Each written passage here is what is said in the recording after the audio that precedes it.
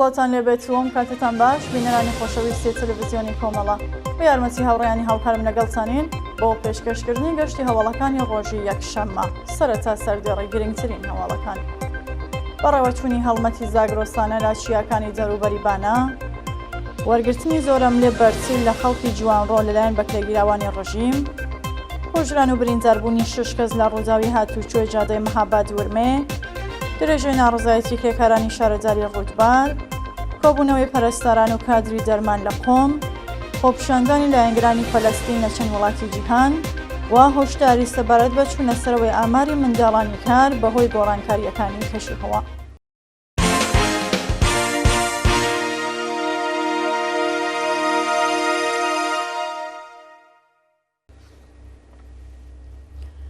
درێژی هەواڵەکان بەڕێوەچوونی هەڵمەتی زاگرۆستانە لە چیاکانی دەوروبەری بانە ڕۆژی شەممە 11 مانگی سەرماواز ئەنجامانی ئەنجومەنی پاژینی بانە لە درێژەی هەڵمەتی زاگرۆستانە لە شارەکانی کوردستان چالاکی ژینگەییان لە دەوروبەری ئەو شارە بەڕێوە برد. بە پێڕاپۆرتەکان هەڵمەتێک لە ژێرناوی زاگرۆستانە بە مەبەستی بوژانەوەی دارستانەکان لە شارە جۆرەجۆرەکانی کوردستان دەستی پێکردووە. ڕۆژی شەممە هەنجامانی ئەنجومەنی پاژینی بانە و کۆمەڵێک لە خەڵکی ژینگە دۆستی ئەو شارە بە چاندنی دنکی بەڕوو لا چیاکانی زۆروبەری شار جەختیان کردەوە لەسەر گرنگی ژینگە و زاوایان لە خەڵک کرد سروشتی جوانی کوردستان بپارێزن. بەڕێوەچوونی مەراسمی ساڕۆژی گیانبەختکردنی فەرزین معروفی لە تاران ڕۆژی شەممە 11 سەرماوەزی 1402 مەراسمی ساڕۆژی گیانبەختکردنی فەرزین معروفی لە گیانبەختکردوانی شۆڕشی ژینە و خەڵکی مەهاباد لەسەر مەزاری لە شاری تاران بەڕێوەچوو. فەرزین معروفی تەمەن 22 ساڵ خەڵکی مەهاباد و دانیشتووی شارۆچکەی ئەکباتانی تاران دوای شکستی هەڵبژاردەی تۆپی پێ کۆماری ئیسلامی بەرامبەر ئەمریکا لە مۆندیالی قەتەر لە کاتێکدا بۆ دەربڕینی خۆشی هاتبووە سەر شەقام بە تەقەی هێزە سەرکوتگەرەکانی ڕۆژیم گیانی لەدەستا. شاینی باسەکە ناوەندە ئەمنیەتەکانی تاران ڕێگەیان نەدا تەرمەکەی بۆ شاری مەهاباد بوازرێتەوە. ڕۆژی ڕابردوو مەراسمی ساڕۆژی گیانبەختکردنی فەرزین بە بەشداری بنەماڵە و کۆمەڵێک لە خەڵکی ئازادیخوازی تاران لەسەر مەزارەکەی بەڕێوەچوو.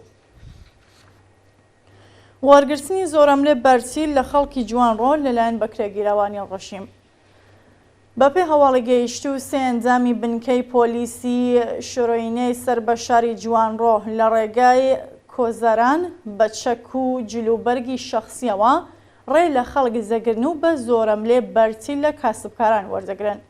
بە وتەی هاوڵاتیان بەکرێگیراوانی ڕۆژیم لە شاری جوانڕۆ هێرش دەکەنە سەر ئەو کاسبکارانێکە کە لوپەلی نێوماڵ و جلوبەرگ لە سنوورەوە هاوردەی جوانڕۆ دەکەن و بارەکانیان دەڕفێنن ئەگەر بارێکیش بەهای کەم بێت ڕادەستی پۆلیسی جوانڕۆ یا بنکە کاڵای قاچاق دەکرێت.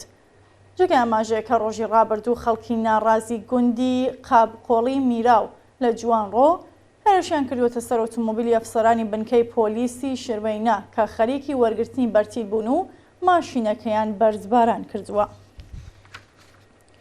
برینداربوونی کۆڵبەرێک لە سنووری بانە بەیانی ڕۆژی شەممە 11 سەرماوەزی 1402 کۆڵبەرێکی خەڵکی سەقز بە ناوی ڕێبوار پاشناونا دیار بە چەقەی هێزەکانی ڕۆژیم لە سنووری بانە بەریندارکرا. بە پێڕاپۆرتی کۆڵبەر نیوز بەیانی شەممە کۆمەڵی کۆڵبەر لە سنووری هەنگەژاڵی بانە کەوتونەتە بۆ سەی هێزەکانی ڕژیم و ڕاستەوخۆ تەقەیان لێکراوە.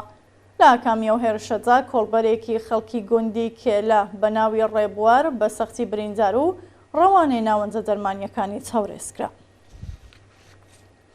کوژران و برینداربوونی 6 کەس لە ڕووداوی هاتوچۆی جادەی مەهاباد ورمێ ڕۆژی شەممە 11 سەرماوەز بەهۆی پێکدادانی نێوان دوو ئۆتۆمۆبیلی سەواری لە مێحواری مەهاباد بۆ ورمێ هاوڵاتیەک گیانی لەدەستا و 5 کەسی دیکەش بریندار بوون.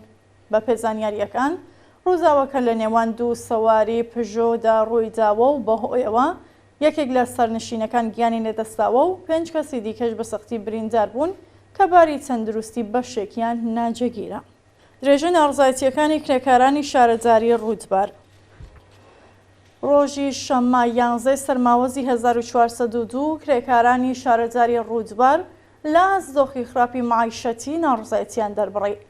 بە پێزانیاریەکان نزیکەی 80 کرێکاری شاغڵ لە شارەزای ڕوودبەر پاش 2 ساڵ هێشتا حەقدەستی دواکەوتووی 4 مانگیان وەرنەگرتووە، هەروەها لە ساڵی 98ەوە حەقی سەنەوات و ئێزافەکاریان پێنەجاون. کرێکارانی ناڕازی دەڵێن بەهۆی نەزانی حەقی بیمەکانیان با ڕێکخراوی تەمین اجتماعی لە جۆخێکی خراپی جەرمانی و بەهداشتیدان. کۆبوونەوەی پەرستاران و کادری جەرمان لە قۆم. ڕۆژی شەمە 11 سەرماوەزی 1402 پەرستاران و کادری جەرمان لە شاری قۆم دژ بە جێبەجێ نەکردنی جاخوازیەکانیان کۆبوونەوە.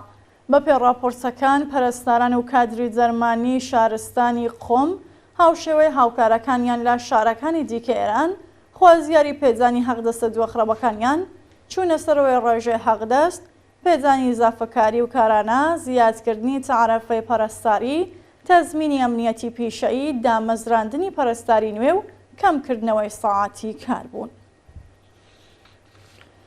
ژاراویبوونی خوێندکارانی کوڕی زانکۆی ئیسفەهان. شەوی شەمە 11 سەرماوەز بە کرێگیراوانی ڕۆژیمە لە یەکێک لە بەشەکانی خابگای کوڕانەی زانکۆی ئیسفەهان گازی کیمیاییان بڵاو کردەوە و چەند خوێندکار ژاراوی بوون.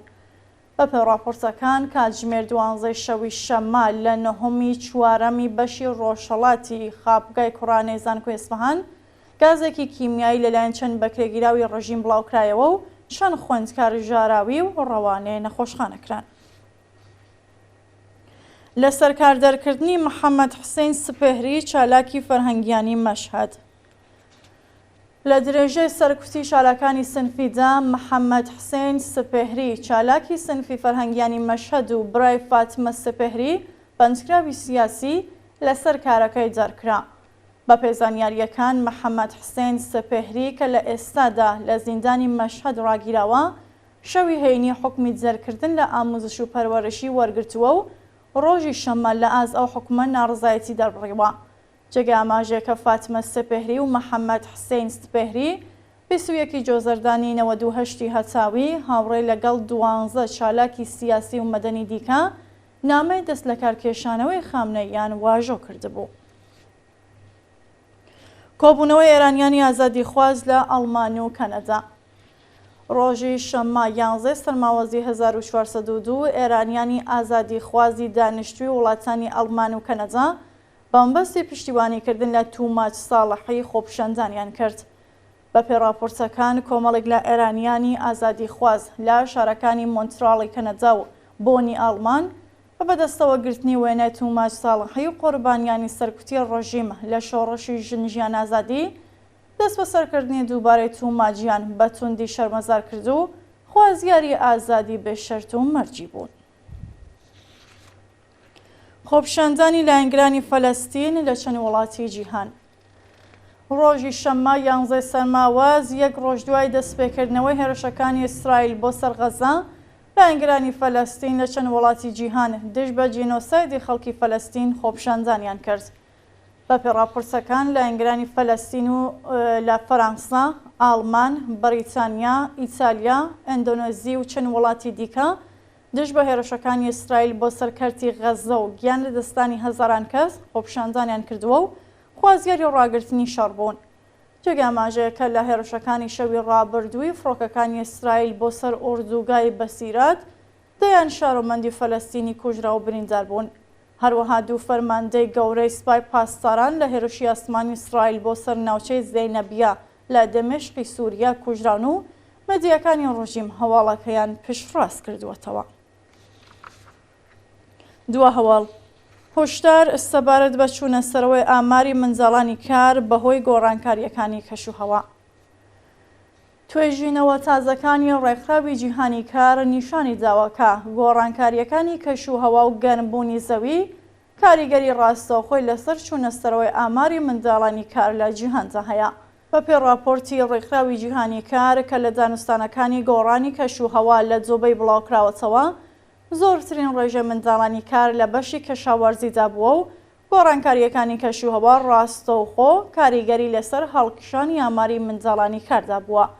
لە ڕاپۆرتەکەدا هەروەها ئاماژە بە سوء ئیستفادەکردن لە منداڵانی کار بە کۆی لەکردنی کشان و کوڕانی منداڵ، کاڵگووەرگرتن لە ئەنجامانی جەسەیان، کڕین و فرۆشتنیان وەکو کاڵای جنسی و بێبەشکردنیان لە پەروەردە بێهداشت و دەرمان کراوە.